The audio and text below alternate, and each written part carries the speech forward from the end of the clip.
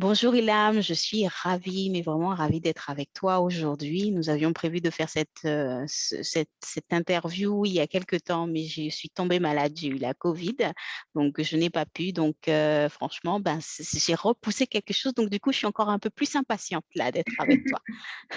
Merci, bonjour à toi, Christelle, bonjour à tous, pour ceux qui nous regardent. Donc, merci de ton invitation et effectivement, j'espère que tu vas mieux là. Oui, oui, c'est bon, ça va mieux. Donc, je me présente pour les personnes qui ne me connaîtraient pas encore. Je m'appelle Christelle Dumas. Je suis coach certifiée en neurosciences et je suis home organizer aussi, deux professions différentes, mais que j'ai couplées ensemble pour pouvoir apporter plus de valeur ajoutée à mes clientes. Ma mission, avec mon entreprise, c'est de vous aider à désencombrer vos espaces, désencombrer vos agendas et désencombrer votre mental. Donc, pour le mental, moi, je vous fais découvrir aujourd'hui Ilham, si vous ne la connaissez pas déjà. On va parler de la confiance en soi, mais avant de rentrer dans le vif du sujet, Ilham, s'il te plaît, est-ce que tu peux te présenter brièvement et me dire quelle est la valeur ajoutée que tu apportes aux personnes que tu accompagnes? Alors, donc, pour me présenter brièvement, je vais dire, je me prénomme Ilham, Balai Il. Moi, j'habite en région parisienne. Je suis maman de trois jeunes filles, trois filles. Donc, je suis, comme on peut le nommer, on appelle ça preneuse maman et en même temps, à côté, entrepreneuse depuis une quinzaine d'années. Donc, j'exerce en tant que psychologue et coach. Voilà, j'ai plusieurs casquettes. Je suis aussi conférencière, formatrice. Voilà. Je suis quelqu'un qui aime se former et tu vas le comprendre après par rapport à peut-être cette valeur ajoutée. Donc, j'accompagne aujourd'hui les femmes. Donc, j'ai deux types de publics, très précisément. Donc, les femmes qui souhaitent plus d'épanouissement dans leur vie. Je les aide à développer plus d'estime et plus de confiance en elles et à développer un peu plus, à ressentir plus de sérénité dans tous les domaines de leur vie. Comme tu as dit, parce que tu parlais de désencombrer le mental. Et effectivement, le mental d'une femme est très plein et c'est très bien le métier que tu fais et l'accompagnement que tu proposes parce qu'elles en ont besoin. Après, moi, en fait, je les aide plutôt à déployer un peu plus leur potentiel. Voilà, moi, je suis convaincue que tout est possible dans la vie, mais on n'est pas assez connecté à nos ressources. On a tous en nous des ressources et souvent, il y a une connexion qui ne se fait pas entre soi et l'extérieur, ces ressources qu'on a tous en nous, ce potentiel. Donc, après mes accompagnements de coaching et de thérapie, parce que j'allie les deux, c'est un peu, je pense, ma valeur ajoutée avec d'autres choses, bien sûr, mais elles deviennent plus épanouies, plus sereines. Bien sûr, elles sont plus confiantes, elles osent plus, elles sont plus alignées avec leur choix de vie. Donc voilà, après ces accompagnements, elles retrouvent plus d'équilibre, on va dire une harmonie dans tous les domaines de leur vie. Ça, c'est vraiment important. Après, la valeur ajoutée, ce que je pourrais dire, je pense, c'est vraiment les différentes casquettes. Je prends en fait l'humain dans sa globalité. C'est mon approche qui est plutôt holistique parce qu'on n'est pas on n'est pas une seule chose, on est un tout en fait. Donc voilà, je me suis formée à pas mal de choses, de techniques, et déjà pour moi, parce que j'aime me former, parce que j'aime apprendre, comprendre, me comprendre déjà, et après comprendre aussi l'humain que j'ai en face de moi. Donc voilà, je pense que ma valeur ajoutée, elle est là, et elle est aussi peut-être, mais elle est une très bonne question quand tu dis la valeur ajoutée, parce qu'on ne pense pas jamais tu vois, qu'est-ce que j'apporte de plus, des coachs ou des psys que tu peux trouver sur le terrain, tu vois. Moi, je pense que c'est aussi le fait que je suis passée aussi par des étapes très compliquées dans ma vie, que ce soit à tous les niveaux, que ce soit la sphère perso, mais aussi, j'ai beaucoup manqué de confiance en moi, donc d'estime, d'affirmation de soi, très jeune, parce que voilà, j'avais un parcours assez compliqué au niveau scolaire, plus, je l'ai développé, moi, ma confiance en moi, dans la sphère extrascolaire et professionnelle. J'ai travaillé très tôt, moi, dès l'âge de 14 ans, j'ai commencé à travailler parce que j'avais des troubles neurodéveloppementaux, tu vois, j'ai différentes 10. Et ça m'a beaucoup coûté dans mon estime de moi-même et j'ai trouvé des stratégies, donc voilà, des stratégies internes et des stratégies pour développer et booster cette estime petit à petit. C'est pour ça que je suis quelqu'un, quand on voit de l'extérieur, on dit oh, elle fait plein de trucs et tout, mais c'est très tôt en fait.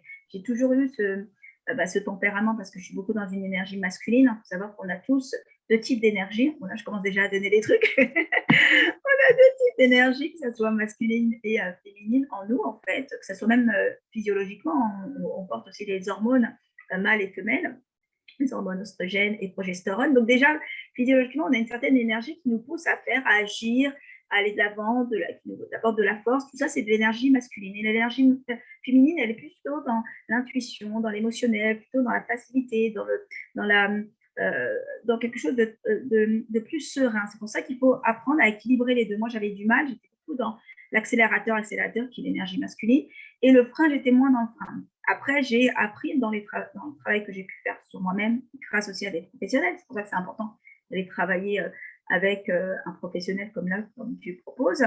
Le fait de prendre conscience de ça, j'ai commencé petit à petit à équilibrer ça, à prendre plus de temps pour moi, à prendre soin de moi, être moins dans le faire et être plus dans l'être. Et voilà, ça a contribué en fait du fait que je suis quelqu'un qui fait pas mal de choses, j'ai besoin de faire, etc. Bon, après, il y a aussi le fonctionnement atypique qu'on a besoin de faire plein de choses, sinon notre mental il part un peu dans tous les sens.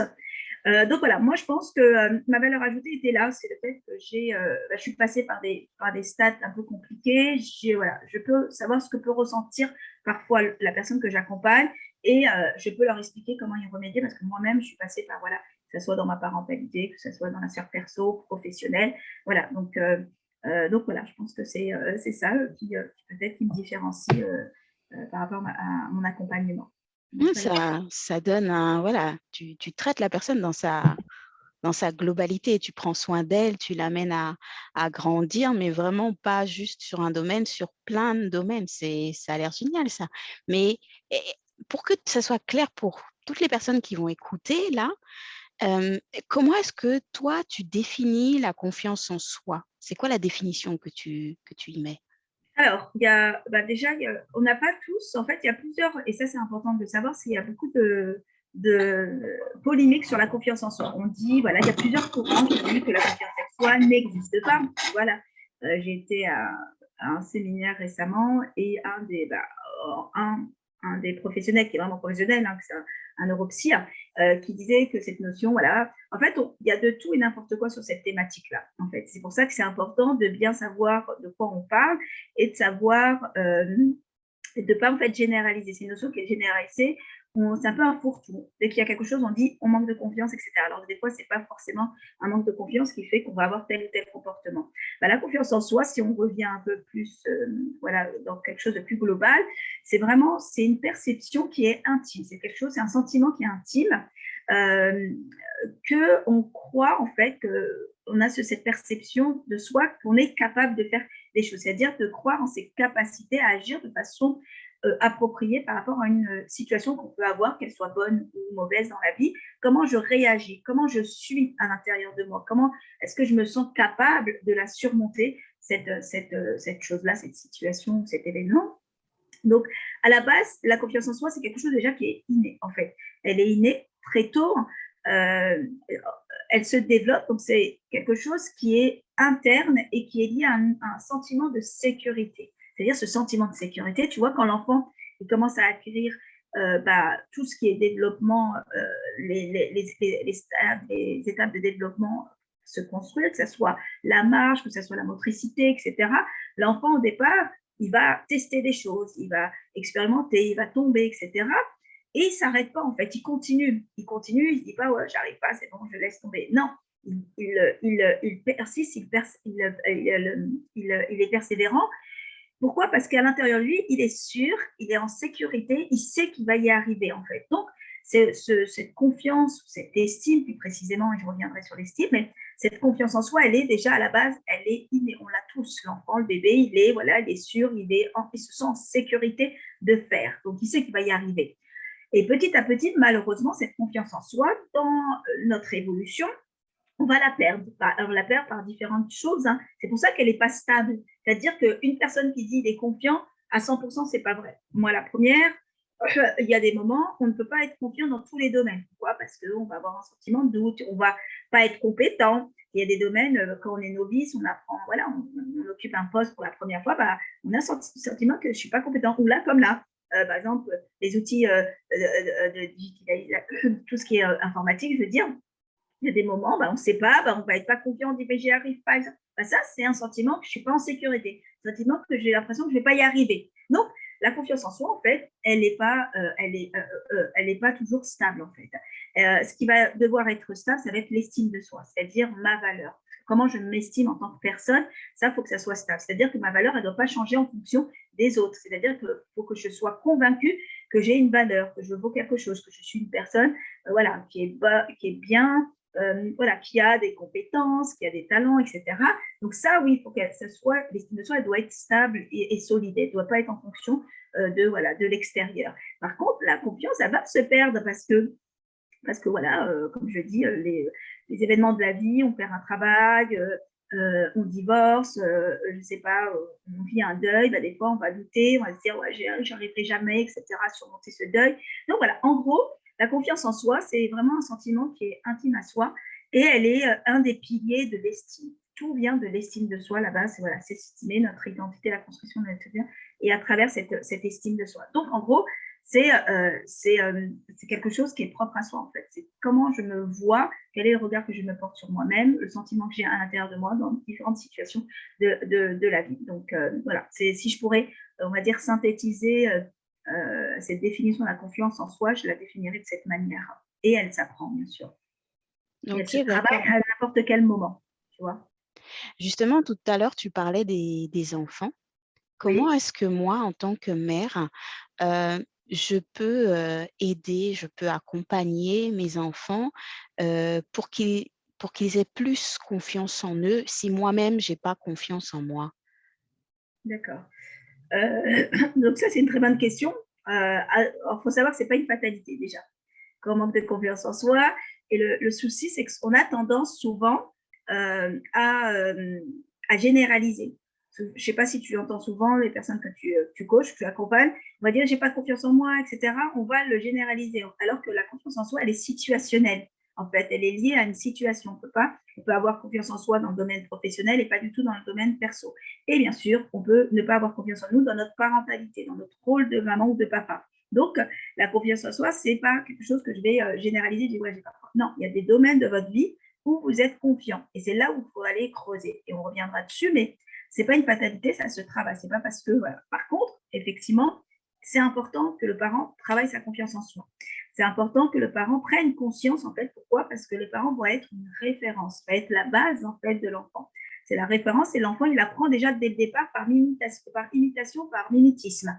Donc, il se développe, il reproduit, etc. Donc, ça va jouer dans le développement de notre enfant. Donc, on a une grosse partie qui va voilà, l'aider à se construire, d'où la nécessité de le travailler. Plus on commence à prendre conscience que bah, voilà, je manque de confiance dans tel domaine, je ne suis pas sûre de moi, et en plus on est dans une société, on est beaucoup dans la comparaison. Donc déjà, ça peut être un frein, nous, pour le parent. Moi, j'ai pu accompagner pendant plusieurs années des parents. Et en plus, là, je suis en train de finaliser, c'est une petite news pour ceux qui regarderont. Je suis en train de finaliser un livre, ça fait 2 ans que je suis dessus, et là, je vais je le clôture sur le thème base de la confiance en soi des parents. En fait, pourquoi je me suis amenée, j'ai voulu écrire ce livre, tout simplement, c'est que j'ai constaté que dans les accompagnements que j'ai pu faire dans mes débuts voilà, de ma profession, de ma pratique professionnelle, j'ai vu que beaucoup de parents ne s'estimaient pas à leur juste valeur. Beaucoup de parents manquaient de confiance dans leurs compétences parentales. Et voilà, perdaient confiance. Et souvent, quand on me ramenait les enfants au cabinet, on me disait, voilà, ils n'ont pas de confiance. Mais quand on creusait, on voyait que c'était souvent lié aux parents, en fait. L'enfant était simplement un symptôme du parent. Souvent, c'est le parent, la mère qui n'a pas confiance en elle, qui n'arrive pas à s'affirmer, qui est beaucoup dans la comparaison. Et cette société, elle nous pose effectivement, pourquoi? Parce que on est dans ce souci de trop la société, elle nous pousse à montrer des choses liées à la perfection, que tout est parfait. La famille parfaite, la maison parfaite, la voiture parfaite, tu vois, le côté bling-bling, le côté, bah, tout doit être carré, on le voit maintenant avec les réseaux sociaux, la maman qui fait, voilà, qui, qui met en avant que bah, ses enfants, voilà, des choses, des images, en fait, qui ne sont pas forcément la réalité. Et ça, la maman qui n'a pas une bonne estime, une bonne confiance en elle, bah, elle va aller se comparer, elle va commencer à créer en elle un sentiment d'infériorité. Elle va créer un sentiment des fois de culpabilité. Tout ça, ça va pousser quoi? Ça va pousser la personne à se dire je ne suis pas parfaite et ça crée un ressentiment, de la frustration, de la colère vis-à-vis de soi, la colère. Et tout ça, ça va venir impacter aussi notre relation qu'on va avoir avec nos enfants. Pourquoi? Parce que là, je ne suis pas bonne et ça va diminuer notre estime. Lorsque la personne, elle se compare, que ce soit physiquement, que ce soit l'image corporelle aussi, parce que voilà, après une grossesse, etc., on peut prendre du poids, bref. Tout ça va venir impacter notre confiance en soi. Donc déjà, un des conseils que je donnerais, c'est d'arrêter de se comparer. Pourquoi? Parce qu'on est tous différents. C'est-à-dire la comparaison, effectivement, elle peut être bénéfique parce qu'elle peut être un point de repère. C'est-à-dire que l'être humain, il se développe grâce à la comparaison. Au départ, c'est normal de se situer par rapport à une personne d'une tranche d'âge. On se dit, ça permet de nous rassurer, tu vois, quand on est entouré de personnes qui ont les mêmes problématiques et quand on se parle, on voit qu'on n'est pas tout seul, tu vois. Donc, ça permet de répondre à un besoin de rassurance, un besoin de s'auto aussi évaluer, et ça permet aussi d'avoir une bonne estime, de dire, là, regarde, je ne suis pas pareil, ça ne joue pas sur ce que je suis comme personne, c'est tout à fait normal. Et ça permet de nous comparer on va dire, pas nos compétences, mais de savoir se situer. Mais lorsque ça devient une comparaison maladive, où on est tout le temps en train de se comparer pour tout, et on est en train de mettre la personne dans une toute puissance, on est en train de voir cette personne comme quelqu'un de supérieur à soi, là, c'est pas bon. Donc, il y a du bon et du mauvais. Là, je parle vraiment du mauvais. Donc, le fait de comprendre que chacun n'a pas les mêmes bases, on est tous différents, on est tous on a des compétences différentes, on est d'une culture différente, on part pas de la même histoire, etc. Donc, ça, c'est normal d'accepter déjà cette différence. C'est-à-dire, le point de départ, c'est se dire, je suis différente, donc je n'ai pas à me comparer. Je vais me comparer que lorsque je veux, par exemple, me booster, etc., ou avoir de l'aide, modéliser, mais quand ça devient quelque chose qui va être nocif pour soi, dans son rôle de maman, là, c'est pas bon. Donc déjà, c'est pas une fatalité, c'est de la travailler. Pourquoi? Parce que l'enfant, il a besoin d'un parent solide. Je donne un exemple. Si on n'a pas, par exemple, on ne sait pas s'affirmer, donc l'affirmation de soi va être notre estime de nous en action. C'est-à-dire que si moi, je sais que j'ai de la valeur, je vais commencer à m'affirmer, à savoir dire non, parce que souvent, on ne sait pas dire non. Tu vois, on va commencer à... Donc, l'affirmation de soi, c'est de savoir s'affirmer, de dire ce que je pense, ce que je ressens, ce que je veux, de façon respectueuse pour soi, mais aussi respectueuse pour l'autre. C'est ça l'affirmation de soi. C'est pas, j'aime personne, je dis ce que je pense et j'attaque la personne et je ne suis pas, tu vois, ça, on n'est pas dans l'affirmation de soi. Là, on n'est pas on appelle ça l'assertivité. Donc, c'est déjà oser dire non. Pourquoi? Parce que lorsque tu vas commencer à oser dire non, à ne pas te sentir inférieur à l'autre, ton enfant, quoi, il observe tout ça. L'enfant, il imite. Et pour lui, ça va être quelque chose de normal. Ça va impacter aussi sa relation avec les autres. Il va dire, non, je dois me taire. Et il y a beaucoup de parents souvent qui disent, mais non, c'est pas grave, ou qui vont dire, non, c'est pas grave, il donne lui, c'est pas grave. Et tout ça va avoir un impact. L'enfant, il va se conditionner, va croire que c'est normal de se comporter de cette manière dans la relation avec les autres. Donc, l'affirmation de soi, c'est de savoir déjà, commencer à savoir où j'ai du mal à m'affirmer. C'est-à-dire que, quels sont les domaines ou les situations où c'est difficile pour moi de dire ce que je pense. Et souvent, par exemple, je donne un exemple tout bête, un exemple à l'école. Il y a des parents qui ont du mal à s'affirmer ou à dire ce qu'ils pensent aux enseignants, ou dire ce qui est bon pour leur enfant. Tu vois, ils n'osent pas. Pourquoi? Parce que ils idéalisent l'enseignant, ou ils ont peur de mal faire ou de mal s'exprimer, ils ont peur de ne pas être compris. Tout ça, c'est lié à l'estime de soi et à l'affirmation de soi. Donc ça, il faut vraiment aller la travailler, essayer de comprendre, qu'est-ce qui fait que j'arrive pas à dire non à des sollicitations lorsqu'on vient toujours me demander. Et à un moment, tout ça va créer de la frustration, de la colère, des émotions, tu vois, désagréables. Et ça va créer des tensions internes, déjà des tensions en nous, parce qu'on on a fait des choses à contre-cœur, mais en même temps, l'enfant, il comprend, ça va avoir un impact sur l'ambiance familiale. Ça, c'est vraiment important, parce que souvent, ce sont des conséquences. Et lorsqu'on va commencer à mettre des limites, parce que l'affirmation de soi, c'est quoi? C'est savoir se mettre des limites. Plus je mets des limites, plus je mets des limites à l'autre. Et l'enfant, il va apprendre aussi à le faire avec ses copains, ses camarades, dans la fratrie. Il m'a fait ça. Si le parent dit à chaque fois, mais non, laisse, c'est pas grave, c'est pas grave, c'est pas grave, tu vois, ou le parent lui-même dit entre eux, non, j'arrive pas, on va se plaindre, l'enfant, il entend tout ça, en fait. Donc, faut vraiment, et ça c'est le conseil que je donne, et c'est ce que c'était un constat, hein, ce que j'avais remarqué au cabinet, souvent on disait il n'a pas confiance en lui, je veux qu'il développe, on l'amenait l'enfant ou l'adolescent pour l'aider à pousser la confiance, mais derrière il n'y avait rien qui suivait. Soit le parent n'avait pas confiance, soit le parent n'amenait pas l'enfant à avoir confiance. Il y a plein de choses à faire pour développer la confiance en soi de l'enfant, mais ça passe déjà par soi. En tant que parent, lorsqu'on va commencer à prendre conscience de la façon de se respecter et la valeur qu'on se donne, nous, en tant que parents, tout de suite, ça va être un facteur pour que l'enfant aussi ait de la sécurité et de la confiance. Se dire, ah oui, je sais que maman pourra me protéger, me défendre, s'affirmer, dire ce que...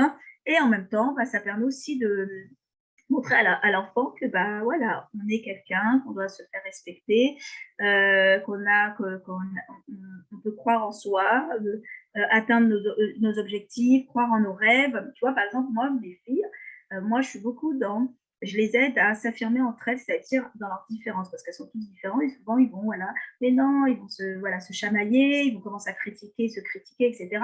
Et ça, moi, très tôt, je leur mets un stop, tu vois, je leur dis non, non. Là, par exemple, moi, celle du milieu, Sarah, c'est une enfant très sensible, très hypersensible, tu vois, à tous les niveaux, hyperesthésie, sensibilité auditive, etc. Et ça, souvent, ça posait problème avec tes sœurs. Donc, je leur disais, non, c'est comme ça, ta sœur, elle est sensible, elle a mal au nez, tu fermes la fenêtre, etc. Tous ces petits comportements, des petites situations qui permettent de mettre en valeur l'enfant et de lui faire comprendre, tu es différent, ok, tu t'affirmes dans ta différence. Et ça, c'est important parce que moi, on ne me l'avait pas fait ressentir quand j'étais jeune et ça, je le montre et je le vois aussi dans les enfants que j'accompagnais avant, parce que j'accompagne plus d'enfants, bien sûr. Mais tout ça va impacter en fait l'enfant dans son estime. Il va prendre sa place. Tu vois, on montre que nous, dans la société, on prend notre place. Moi, je montre, voilà, ils savent quels sont mes rêves, qu'est-ce que je fais dans la vie professionnelle. C'est aussi d'amener vos enfants. Moi, je vous inviterai aussi à me leur montrer où vous bossez, où vous avez fait vos études. Moi, des fois, tu vois, et ça, je suis partie dans quelle fac. On est parti à l'université, ils ont vu, je leur ai raconté ma vie, etc. Donc ça, tout ça va permettre à l'enfant de se projeter, de faire pourquoi. Tout ça est ancré dans l'inconscient. Tout ça va se consolider et ça va permettre à l'enfant d'avoir un modèle. Et le modèle, c'est qui? Le premier, c'est les parents. Donc, je vous invite vraiment, je vous conseille toutes à vous dire que déjà la confiance en soi, elle se travaille à tout moment, c'est pas une fatalité, de voir où vous manquez de confiance en soi et d'aller le travailler, d'aller le booster, soit en étant accompagné, et en général, c'est important de le faire. Pourquoi? Parce qu'on ne peut pas être son propre miroir, on a besoin d'avoir un certain recul et puis d'avoir les outils pour, d'où la nécessité de faire des coachings, de la thérapie.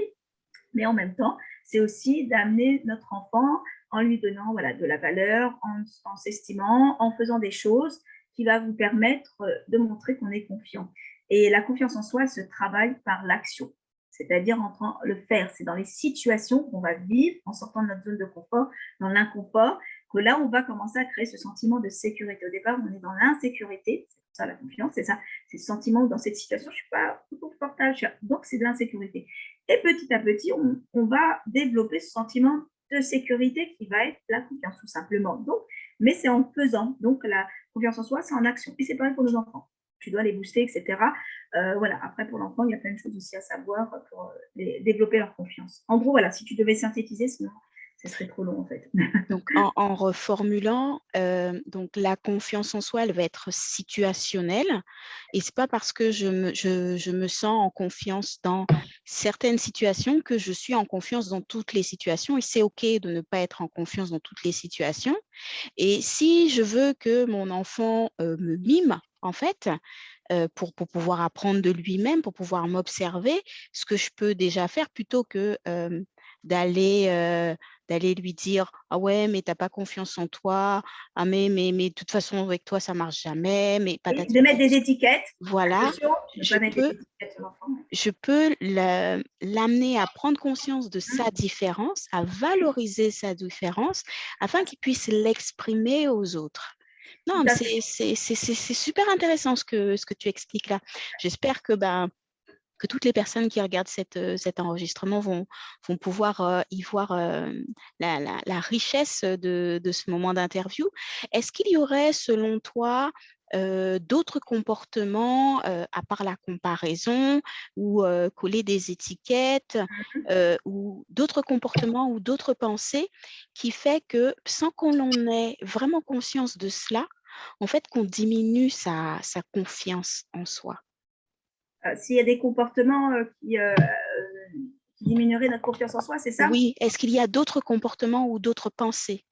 Ah oui, bah déjà, tout part déjà de la pensée. Déjà, c'est déjà de repérer. Comme je te parlais, je te disais que c'était situationnel en fonction bah, de la situation. Déjà, c'est d'identifier qu'est-ce qui m'amène à être en insécurité, qu'est-ce qui m'amène à douter de soi, en fait, de ma capacité à faire ou d'agir.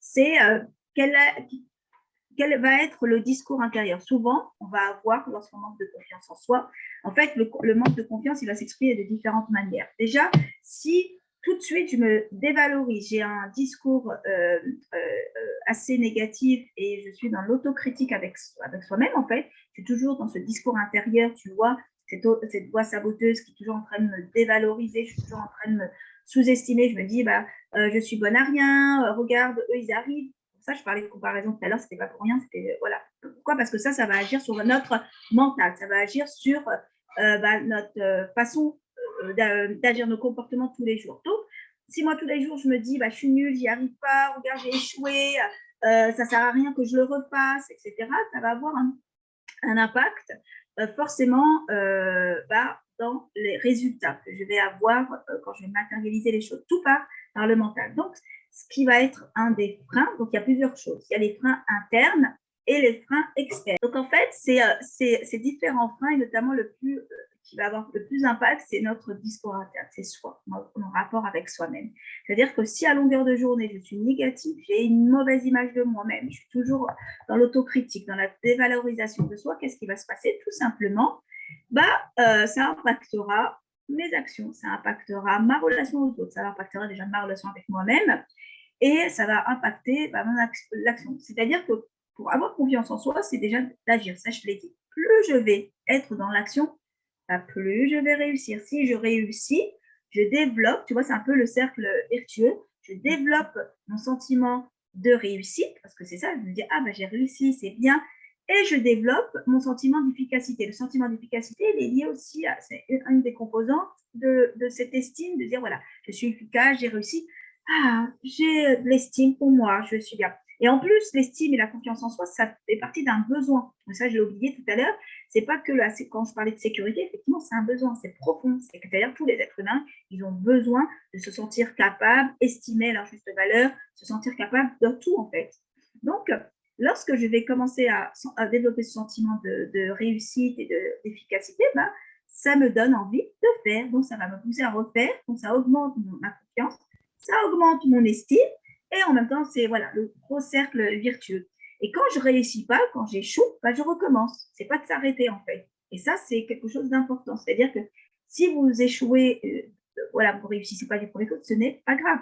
Pourquoi? Parce que c'est en faisant qu'on réussit. Je vous ai donné tout à l'heure l'exemple de l'enfant, quand il développe, il ne s'arrête pas, il continue jusqu'à qu'il acquiert voilà, toutes les compétences motrices pour se développer, etc. C'est exactement la même chose. C'est-à-dire, ne vous arrêtez pas sur l'échec. L'échec fait partie de la réussite. C'est-à-dire qu'on ne peut pas échouer sans réussir. C'est comme ça, c'est essai-erreur.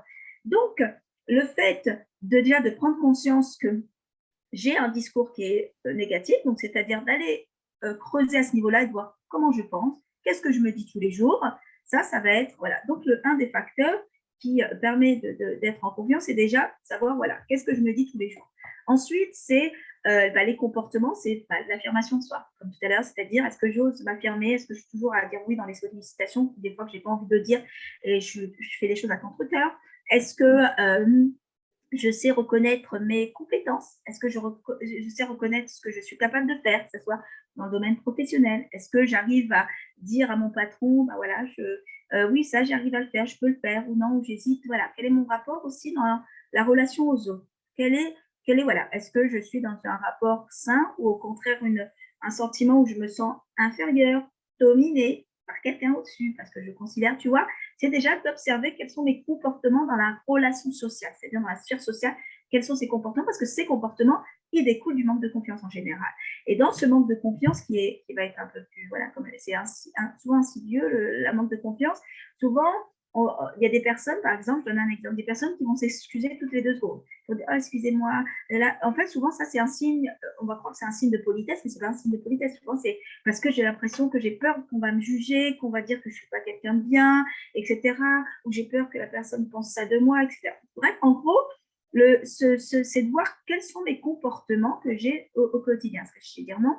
Est-ce que j'arrive à être à l'aise avec mes enfants? Par exemple, là, on parlait de la parentalité. Il y a des parents qui ne sont pas du tout à l'aise quand les enfants font des crises. Quand ils doivent mettre une limite à l'enfant, donner une règle, pour eux, c'est quelque chose d'insécurité. Hein.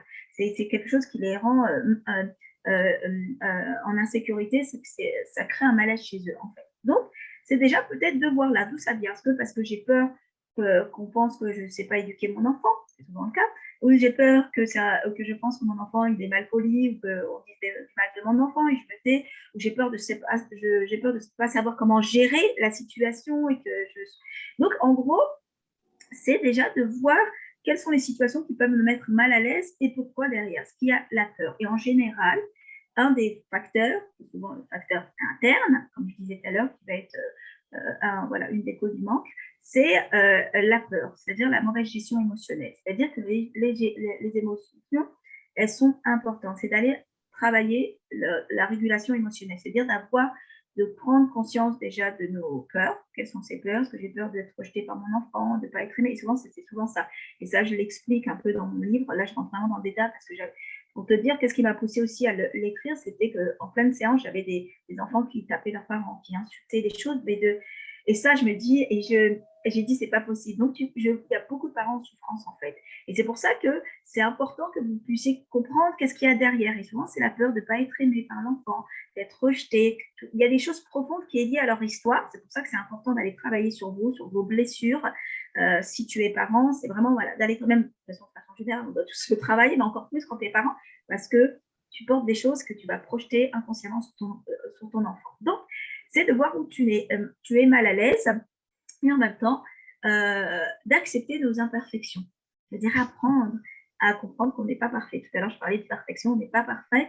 Et ça, je ne l'ai pas dit tout à l'heure, mais c'est vraiment un élément qui va être important, c'est déjà de se dire qu'il n'y a pas de parents parfaits. C'est pour ça la comparaison, il ne faut pas qu'elle existe dans ce sens-là. C'est-à-dire que nous, parents, on est le meilleur parent pour notre enfant. Et on essaye de faire de notre mieux avec ce qu'on a. C'est-à-dire, d'où la nécessité d'apprendre petit à petit, d'aller développer certaines compétences parentales. Voilà, les compétences, c'est comme au travail. Quand tu manques de compétences sur un poste, tu vas te former. C'est la même chose, tu vas aller te former pour être parent. C'est-à-dire, c'est vrai, il n'y a pas de formation pour être parent, on le devient avec notre enfant, on grandit avec notre enfant. Il y a plein de choses qui se font et qui nous permettent de grandir, de se développer et de travailler sur nous grâce aux enfants. Mais on peut aller développer certaines compétences, notamment comment mettre une règle, voilà. Donc, il y a plein de disciplines, plein d'approches comme l'approche. Moi, je me suis formée à plein d'approches au départ. Hein, je n'avais pas aussi confiance en moi dans ma parentalité, le premier enfant. Et ça, vous le découvrirez dans le livre. mais il y a plein d'approches et je vous invite vraiment à le faire. Et c'est pareil, si tu n'es pas parent, voilà, parce que là, on parle que de parents, mais c'est la même chose, c'est d'aller travailler, toi, des compétences. Par exemple, si tu ne sais pas, par exemple, parler en public, tu ne sais pas animer une réunion et si tu en as besoin, tu as peur de parler, tu ne sais pas comment dire, etc. Tu as des formations, comment parler en public, tu as des formations, comment booster ta confiance. Donc, voilà, je vous inviterai vraiment tous à aller creuser, voir comment vous pensez, quels sont vos comportements au quotidien, quel est le rapport que vous avez aux autres et qu'est-ce qui vous met en insécurité, en sécurité et est-ce que vous répondez aussi à vos besoins, c'est-à-dire comment, parce que derrière une émotion, souvent il y a un besoin, c'est un peu le GPS, comme je dis, de nos besoins, donc c'est qu'il y a quelque chose qui n'est pas, donc c'est d'aller gérer, d'essayer de mieux réguler vos émotions et d'essayer de répondre à vos besoins, comme là, le besoin d'affirmation, le besoin de mettre les limites, le besoin de dire, j'ai besoin de me développer, de grandir, de m'épanouir.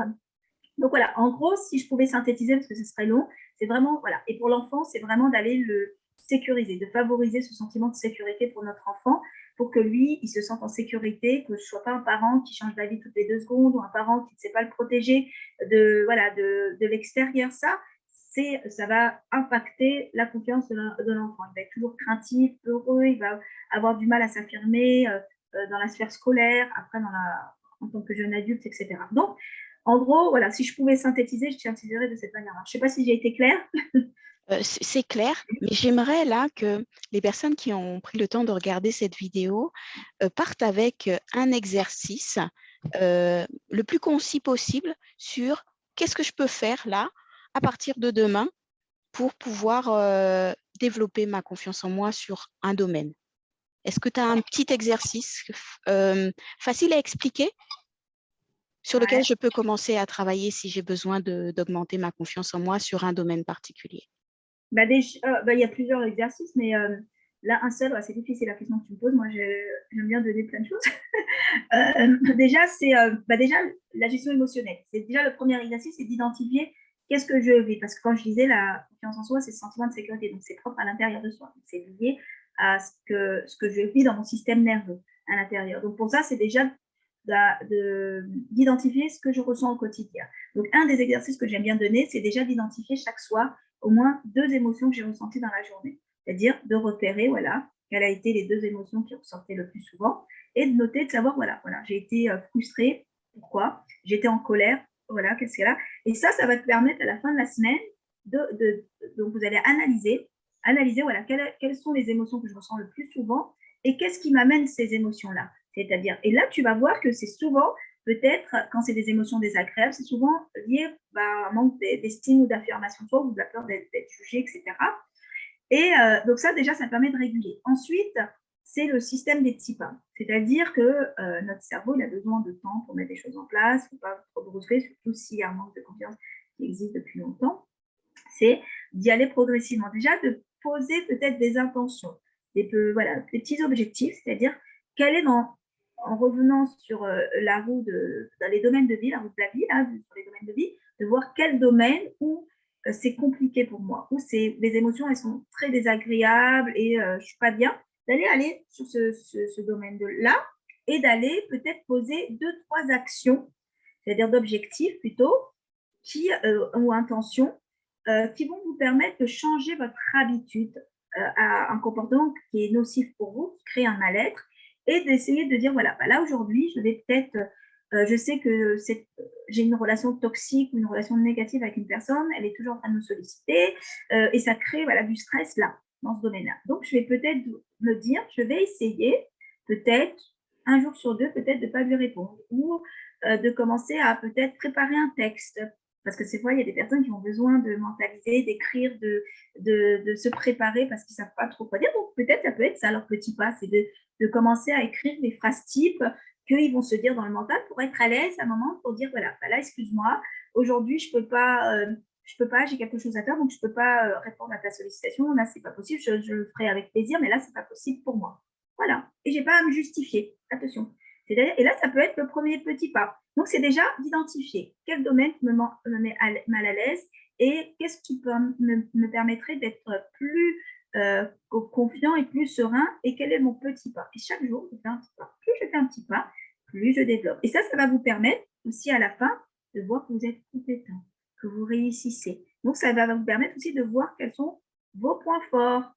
Donc, et de les noter. Qu'est-ce que j'ai utilisé, quelle force de caractère, quel point fort? Parce qu'on a tous des points forts. On a des points faibles, mais de ne pas vous focaliser sur les points faibles, parce qu'on a tendance, en manque de confiance, à être focus que sur le négatif et sur les défauts, alors qu'on est des êtres humains qui ne sont pas parfaits et on a des défauts et des points forts et des points faibles. Donc, c'est d'aller vous mettre en lumière ces points forts qui sont sortis de cette réussite des petits pas. Donc, voilà, je pense que ça peut déjà vous aider énormément. Et après, bien sûr, d'aller faire un travail sur soi plus profond. Alors, je ne t'entends pas, le micro est coupé. Oui, c'est vrai. Il y avait les avions du 14 juillet qui passaient, du coup, j'ai coupé le micro. Donc, excellent exercice. Je disais, je vais mettre en bas de la vidéo une roue de la vie. Voilà, pour ceux et celles qui voudraient faire l'exercice, vous pourrez partir de cela pour pouvoir faire l'exercice que vous propose Ilham. Mais Ilham, tu as l'air d'être quelqu'un, mais vraiment, vraiment, voilà, hyper calée sur le sujet. D'ailleurs, tu es experte sur le sujet de la confiance en soi. Comment est-ce que je fais pour travailler avec toi? Est-ce que tu es présente sur les réseaux sociaux? Est-ce que tu as une chaîne YouTube? Comment est-ce que je fais pour prendre contact avec toi? Merci déjà du retour positif. Alors, oui, je suis sur les réseaux sociaux. Donc, je partage beaucoup dans les réseaux, je donne beaucoup de contenu pour aider le maximum de gens, de semer nos graines à notre niveau. Donc, on me retrouve sur YouTube, j'ai une chaîne YouTube. Donc, Ilham Balaï, mon nom, mon prénom. J'ai un site, donc ilhambalaï.com, tout simplement en attaché. Je suis dans tous les réseaux sociaux, on va dire Instagram, Facebook et TikTok. J'ai commencé TikTok parce que ça aussi, il y a beaucoup de personnes qui ont besoin de conseils. Et donc voilà, après, pour ceux qui sont intéressés d'aller un peu plus en profondeur, je propose des programmes d'accompagnement, comme je le disais, vous pouvez retrouver facilement sur le site et sur les réseaux sociaux, voilà, en détail les liens voilà, pour me retrouver, tout simplement. Donc, je mettrai les liens en description de la vidéo, comme ça, vous n'aurez plus qu'à cliquer dessus pour pouvoir suivre Ilham. Mais je vous l'espère, si vous avez besoin de travailler un domaine de vie, vous avez besoin de travailler la confiance en soi, allez voir Ilham. Franchement, après tout ce que vous avez entendu, il n'y a plus de doute à avoir sur la manière dont elle pourra vous aider à grandir sur ce point-là. Donc, je te remercie énormément, Ilham. Une interview très, très riche. Je te dis à bientôt et merci d'avoir accepté cette invitation. Merci de ton accueil et au revoir à tous. Merci à vous.